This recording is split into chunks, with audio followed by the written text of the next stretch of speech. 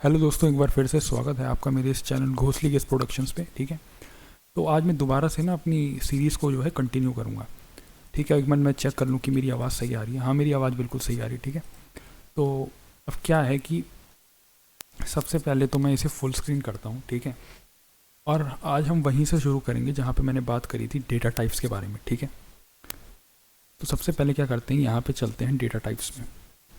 ठीक है, मैंने पहले से यहाँ पे डेटा टाइप बना रखा है। ठीक है, लेकिन मैं इसे डिलीट करके दोबारा से आपको दिखाऊंगा कि डेटा टाइप कैसे बनते हैं। ठीक है, तो 1.2x करके देखना या 1.3x करके देखना, ताकि समझ आ सके कि मतलब क्या है कि मैं धीरे धीरे चलूँगा यहाँ पर ट्यूटोरियल के अंदर। ठीक है, तो सबसे पहले मैं दोबारा से एक नया डेटा टाइप बनाता हूँ। ठीक है, तो हम न्यू नहीं दे सकते क्योंकि न्यू जो कीवर्ड है वो पहले से रिजर्व होता है। ठीक है, और मेरा माउस थोड़ा सा फिसल गया था। ठीक है, तो हम इसे कुछ भी नाम देते हैं, हम इसे नाम देते हैं डॉग। ठीक है, डॉग। ठीक है, हमने क्रिएट कर दिया डॉग। ठीक है, अब डॉग के अंदर हम यहाँ पे फील्ड नेम बना सकते हैं, और अलग अलग फील्ड नेम बना सकते हैं, उनका टाइप डिसाइड कर सकते हैं। ठीक है, पहले हम लिख देते हैं नंबर। ठीक है, और नंबर जो होगा इंटीजर में होगा। ठीक है, क्या ये लिस्ट होगी? नहीं, ये लिस्ट नहीं होगी। ठीक है, लिस्ट मतलब होता है एक ही कॉलम के अंदर कई सारी वैल्यूज़ हैं। ठीक है, लिस्ट मतलब होता है कि कॉलम के अंदर कई सारी वैल्यूज़ हैं। फिर हम डिसाइड कर सकते हैं नेम। ठीक है, अब नेम क्या होगा? नेम होगा नेम जो होगा वो स्ट्रिंग होगा। ठीक है, क्योंकि टेक्स्ट जो होता है वो स्ट्रिंग होता है। ठीक है, अगर मैं वो क्या कहते हैं वो बना दूँ इसे लिस्ट, तो एक ही कॉलम के अंदर कई सारी वैल्यूज़ आ सकती हैं। ठीक है, तो बस अभी हमने ये दो बना दी समझाने के लिए। ठीक है, अब हम इसका यूज़ करके क्या कर सकते हैं, तो ये जो डेटा स्कीमा है ना, डेटा स्कीमा मतलब होता है ब्लूप्रिंट, एक तरह का क्या ब्लूप्रिंट। हम एक कस्टम डेटा टाइप बना सकते हैं डेटा स्कीमा की मदद से। ठीक है, मैंने समझाया था डेटा टाइप्स की मदद से हम एक कस्टम डेटा टाइप बना सकते हैं, और हम कस्टम डेटा टाइप को यहाँ यूज़ कर सकते हैं। ठीक है, यहाँ यूज़ कर सकते हैं। मैं एक नया स्टेट वेरिएबल बनाऊंगा और उसे नाम दूंगा DOGS डॉक्स। ठीक है, इसका स्ट्रिंग का टाइप क्या होगा? तो मैं यहाँ नीचे जाता हूँ। ठीक है, और मैं जाऊँगा, मैं बोलूँगा कि डेटा टाइप जो मैंने डेटा टाइप बनाया उसमें सेलेक्ट करूँगा कौन सा डेटा टाइप, VBN या डेव डॉग। तो डॉग। ठीक है, क्या लिस्ट होगी यानी एक कॉलम के अंदर कई सारे से? नहीं। क्या ये परसिस्टेंट होगी मतलब अगर ऐप बंद हो जाएगा क्या तब भी ये सेव रहेगा? हाँ, तब भी ये सेव रहेगा। ठीक है, और ये हो गया। ठीक है, मैंने बना दिया, डॉग्स बना दिया। अब क्या है कि मैं इन्हें ना यूज़ कर सकता हूँ। ठीक है, अब ये होगा कैसे? सबसे पहले तो इसे करो डिलीट, इसे करो डिलीट। ठीक है, सब डिलीट हो गया। ठीक है, अब यहाँ जाएंगे। ठीक है, एक टेक्स्ट बनाएंगे। ठीक है, क्या है कि मुझे एक रूट नोड बनाना पड़ेगा यहाँ पे, तो रूट नोड कॉलम को ही बनाएंगे क्योंकि ऐप के अंदर कॉलम ही रूट नोड होता है, नहीं तो स्क्रोलिंग होगी कैसे? ठीक है, नहीं तो स्क्रोलिंग वर्टिकल नहीं होगी, वो तो हॉरिजॉन्टल हो जाएगी फिर अगर रो को मैं बनाऊंगा तो। अब इसके अंदर क्या डाल सकते हैं? हम एक टेक्स्ट डाल सकते हैं। ठीक है, ठीक है, अब इस टेक्स्ट को क्या कर देते हैं, सेंटर कर देते हैं सबसे पहले, यहाँ कर दिया। ठीक है, और यहाँ से थोड़ा पैडिंग दे दें, 66 पैडिंग दे दी। ठीक है, अब मैं चाहता हूँ उसकी, मैं इसे बाइंड करना मतलब यूआई और बैकएंड में मौजूद डेटा को कलेक्ट करना, को जोड़ना। बाइंडिंग का मतलब होता है यूआई जो स्क्रीन पर मुझे नज़र आ रहा है, और पीछे बैकएंड में डेटा को कनेक्ट करना। और वो डेटा लोकल भी हो सकता है, जैसे वेरिएबल हो सकते हैं, या फिर वो एपीआई से भी आ सकता है। ठीक है, या फिर वो पीछे फायरबेस से भी आ सकता है, पीछे वो डेटा कहीं से भी आ सकता है। ठीक है, तो फिलहाल मैं क्या करूँगा, इस पर क्लिक करूँगा, तो डेटा कहाँ से आना चाहिए? ऐप स्टेट से आना चाहिए। ठीक है, जो मैंने डॉग बनाया था, डॉग क्या है, वो वही कस्टम डेटा टाइप है जो मैंने बनाया। ठीक है, available option data structure field, तो कौन सी वैल्यू होनी चाहिए? दो वैल्यू है, तो मैं चाहता हूँ फिलहाल इसमें अभी नंबर हो। ठीक है, नो फर्दर चेंजेस कन्फर्म। ठीक है, अब मैं चाहता हूँ एक और क्या करता हूँ, क्या मैं डुप्लीकेट कर सकता हूँ या मैं नहीं बना सकता? तो मैं डुप्लीकेट कर देता हूँ, कंट्रोल डी करके डुप्लीकेट कर दिया। अब इस पर क्लिक करेंगे। ठीक है, मैं चाहता हूँ कि यहाँ पर इस बार नेम हो। ठीक है, तो इस तरीके से हम जो यूज़ कर सकते हैं, और फिर हम अपडेट भी कर सकते हैं। अपडेट कैसे कर सकते हैं? टेक्स्ट फील्ड के अंदर जाएंगे, टेक्स्ट फील्ड डाल देंगे। ठीक है, TEXT टेक्स्ट, टेक्स्ट फील्ड डाल दी। ठीक है, वीडियो को 1.2x करके देख लेना ताकि स्पीड थोड़ी ज़्यादा हो। ठीक है, अब मैं इसे डुप्लीकेट कर देता हूँ क्योंकि दो डेटा है ना, दो में जाएगा। ठीक है, तो कंट्रोल डी, कंट्रोल डी। ठीक है, ठीक है, कंट्रोल डी। और अब मैं क्या करूँगा, एक बटन जोड़ दूंगा नीचे। क्या करूँगा? बटन जोड़ दूंगा, बटन जोड़ दिया। ठीक है, अब मैं इस पर क्लिक करूँगा और मुझे इन्हें अपडेट करना है। कैसे करेंगे, इस पर क्लिक करेंगे, ठीक है, इस पर क्लिक कर दिया, यहाँ एक्शंस में जाएंगे, ओपन करेंगे, ठीक है। मैं चाहता हूँ एक टैब पे क्या हो, ऐड एक्शन, और मैं क्या चाहता हूँ, स्टेट मैनेजमेंट पे मैं चाहता हूँ अपडेट करना है। कौन सी ऐप स्टेट, मैं डॉग्स को अपडेट करना चाहता हूँ, ठीक है। तो ऐड फील्ड करेंगे, ठीक है। हाँ, डॉग्स हो गई, डॉग्स हो गई अपडेट, ठीक है। क्या करना है मुझे सेट करना है वैल्यू को, क्या करना है, सेट करना है, ठीक है।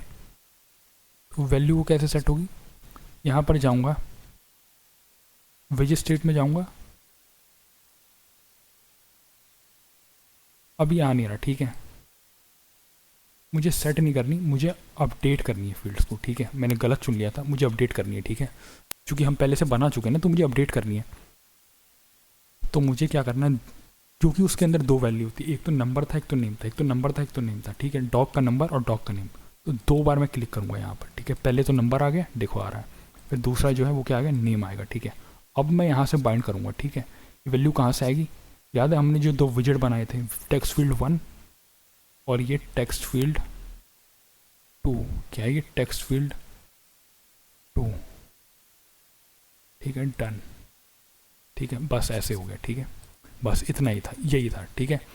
अब मैं देखता हूँ कि मेरे पास टाइम है कि नहीं है, ठीक है। चल अच्छे से रहा है। Encoding overloaded, consider video setting और यूजिंग अ फास्टर एनकोडिंग %, ठीक है। एनकोडिंग थोड़ी ओवरलोड हो गई, लेकिन चलो कोई नहीं, मैं एक और चीज़ बता देता हूँ यहाँ पर, ठीक है। यहाँ पर क्या है, ये बग किस लिए दिखा रहा है यहाँ पर, और हमने VPN को सेटअप नहीं किया ना, लेकिन हम VPN को यूज़ भी नहीं कर रहे, तो उसकी कोई ज़रूरत नहीं है, ठीक है। VPN को हम यूज़ ही नहीं कर रहे, तो उसकी कोई ज़रूरत नहीं है, ठीक है। और मैं डिलीट नहीं कर पा रहा इससे, यहाँ से आके मैं डिलीट कर सकता हूँ, डिलीट डेटा टाइप, ठीक है, डिलीट कर दो। तो अब उसकी ज़रूरत भी नहीं। अब एक और चीज़ है इनम्स, इनम्स के अंदर होता क्या है, पहले देखो मैं इनम्स बता देता हूँ। इनम्स का नाम रख देते हैं डॉग्स, चलो इसका नाम भी डॉग्स ही रख देते हैं, ठीक है। इसका नाम भी डॉग्स रख दिया। अब इसके अंदर हम वैल्यू डिफाइन कर सकते हैं, ठीक है। इनके अंदर इनकी कोई वैल्यू नहीं होती, ठीक है। इसमें क्या था कि हम ये लिख सकते थे, उसका टाइप डिफाइन कर सकते थे, फिर उसकी डिफ़ॉल्ट वैल्यू डाल सकते थे, ठीक है। इसमें हम खाली नेम रखते हैं, कोई डिफ़ॉल्ट वैल्यू नहीं होती, ठीक है। मैं नाम लिखता हूँ जर्मन शेपर्ड, ठीक है, सपोज जर्मन शेपर्ड, ठीक है, पिटबुल,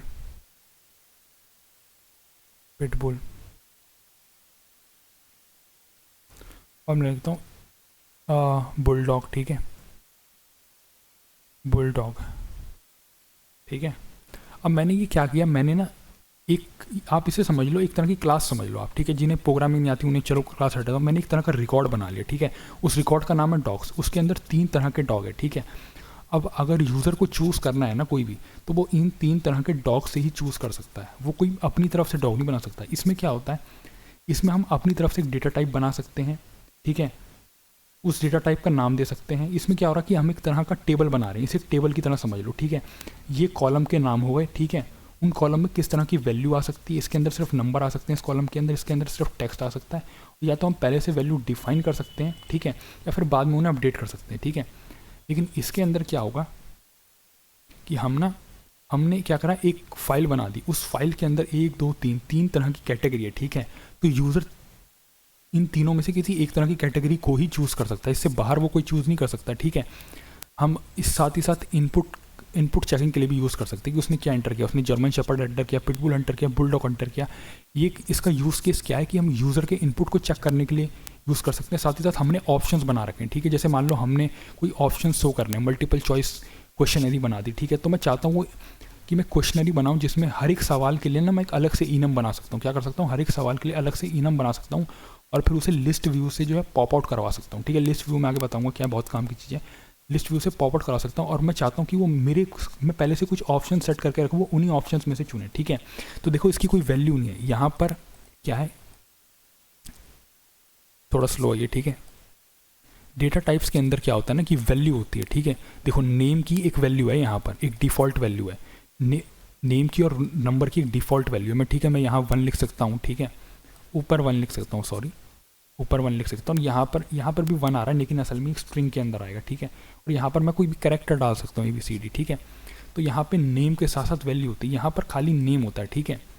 तो ये इसका यूज़ ये कि मैं पहले से कुछ एक क्वेश्चनरी बना सकता हूँ जहाँ पे मैंने पहले से कुछ ऑप्शन डिफाइन कर दिए और यूज़र उन्हीं ऑप्शंस में से चुन सकता है, ठीक है। इसका मेनली ये यूज़ है, ठीक है। तो आई होप आपको समझ आया होगा इनम्स का यूज़ है, लेकिन मैं आगे भी एक बड़ा यूज़ केस कवर करूँगा इसका, ठीक है। ये पहले से रिकॉर्ड में से कौन से टाइप सेलेक्ट करने हैं, यूज़र कौन से टाइप का यूज़र है, अगर मुझे बनाना है डेटाबेस के अंदर तो मैं उसके लिए भी इसे यूज़ कर सकता हूँ। फिलहाल के लिए अभी इतना ही, ठीक है। I hope you like the video, like video and subscribe the channel please.